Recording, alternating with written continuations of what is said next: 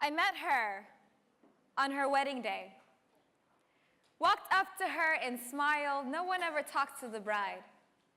So I thought I'd try something new, thinking maybe I could break tradition. Henna patterns wrapped around her wrists, climbed up her arms, spreading blossoms on tender flesh. Her lips were a wilted crimson, tilted ever so slightly to the side, the perfect almost smile. The first thing her mother taught her was how to wipe the tears before the blood dries. Shredded knees heal, but shame never fades away. Don't climb trees or ride bikes. That's how little girls lose their virginity. She sat on a porcelain throne, beads and bows, holding plastic flowers to the armrests. "Are you all right?" I asked. "I shouldn't cry," she said, fingers catching tired tears. "It's fine to cry. You'll be happy later." "I shouldn't cry." "How long have you known him?" "I don't." She was 17 years old, just graduated high school, and her parents sent her to college because an educated girl can fetch a bigger dowry, but this mister didn't mind the country girl. He grew up with her father, didn't need an intellectual, just someone who could feed the kids while he raised them. She was a mail-order bride, and her father licked the stamp. I cried. How many weddings have I been to? She just got off the plane 12 hours ago, and they already started dressing her. No time to take measurements, so they pinned satin to her skin, tucked her into the time-tested wire frame our ancestors welded. If you put a girl in a steer corset, you'll never have to hear her scream, and she was gorgeous. You could put anyone in her dress and it wouldn't make a difference because we were guests of the groom, and this was his wedding. No one knew her name. She only spoke Arabic. No one knew her name, and she danced until the tears came, and the middle-aged used-to-be brides explained it away. She remembered her mother, they said. Brides always cry when they remember their mothers. She'll have her 5th child by 30.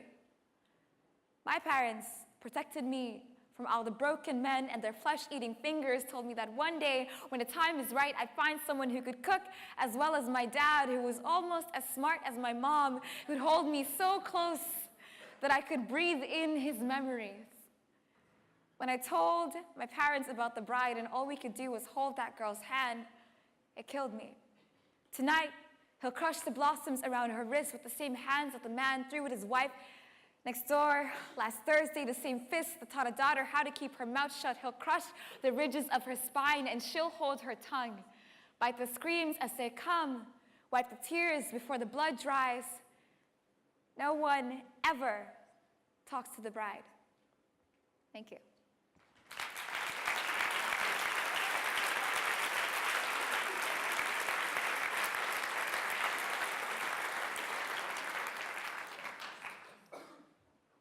Justice Brady said, I just want to let you know that the poem that I just talked about happened in Washington, D.C. Wow. The wedding was there, yeah.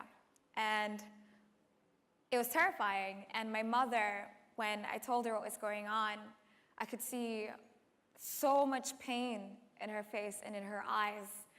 Basically that, and she was telling me that everything that she protected me from, that my parents protected us from, was happening to that girl. And I can't say that I would be here without my mom and my dad and my grandmother particularly. She never learned how to read or write, but I'm her granddaughter, and I graduated from Yale University. Wow, wow.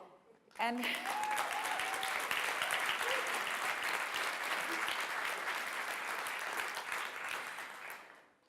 when I think about the women in my life, my mom, my grandmother who passed away, my sisters, my aunts, my cousins, all of them, all of you here, I think about how powerful we are together and how we lift one another up. But I also think about the other women around the world and how in every room, especially at that wedding, there was the bride, and there were us who would speak out against it, and then there were the other participants who went through the same exact thing and were telling her, no, it'll be okay, it happened to me, you'll be happy when your kids come, you'll be happy later, and things like that. And so I like to think of it as resilience that brings us to where we are, but I think it's a little bit more than that. So today I want to share with you something that happened my senior year of college. My professor, who was not lifting me up in the same way that my aunts and my mom and my grandmother lifted me up. I was supposed to go to a world competition for poetry, and I sat there with him. He's a science professor. I studied anthropology, molecular biology. I'm pre-med. I'm a nerd, I promise. But I said to him, I want to go to this global competition. And he says, no, you have to choose between your hobby and your grades. And I looked at him and I said, Professor, if it was a world science competition, would you let me go? And he said, no, that's different. But I asked him why or how. He didn't know how to answer, so he let me go. I went on to become the world champion of spoken word poetry and to break 3 world records.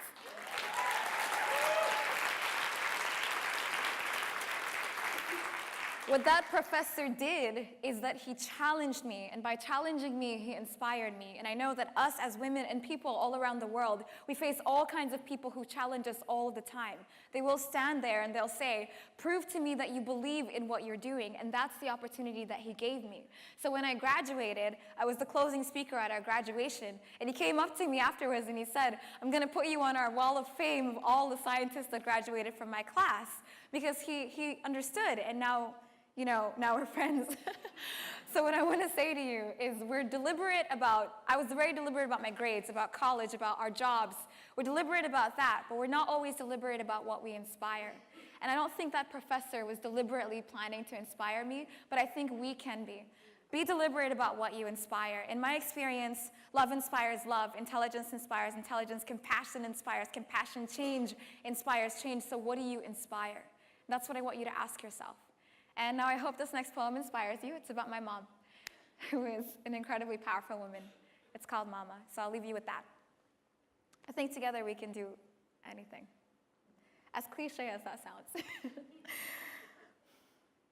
So, I'm walking down the street when a man stops me and says, hey, yo, sister, are you from the motherland?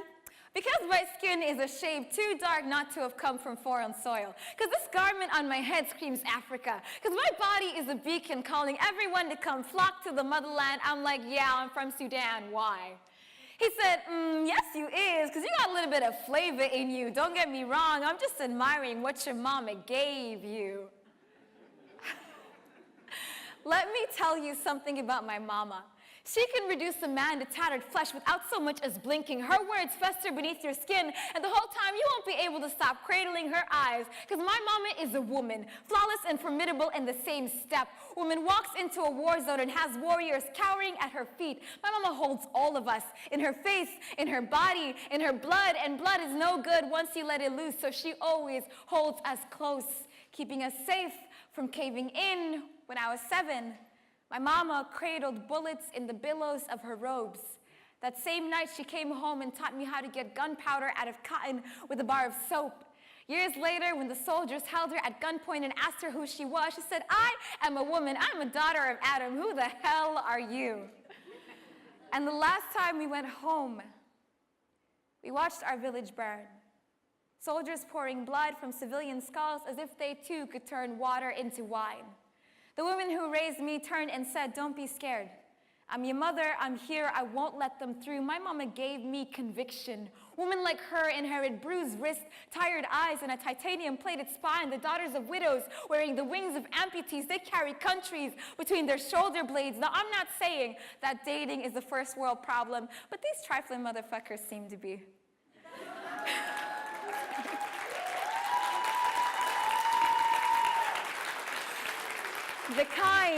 The kind who'll quote Rumi but not know what he sacrificed for war, who'll fawn over Lupita but turn the racial filters on, who take their politics with a latte when I take mine with tear gas.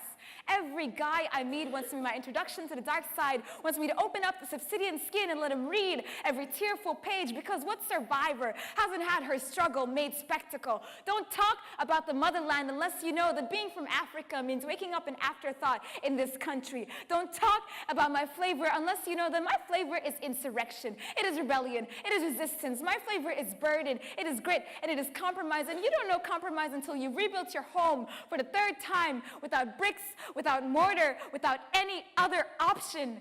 I turned to the man and said, my mother and I don't walk the streets alone back home anymore.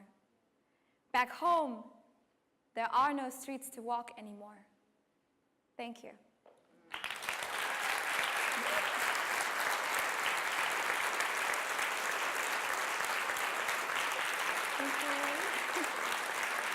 Thank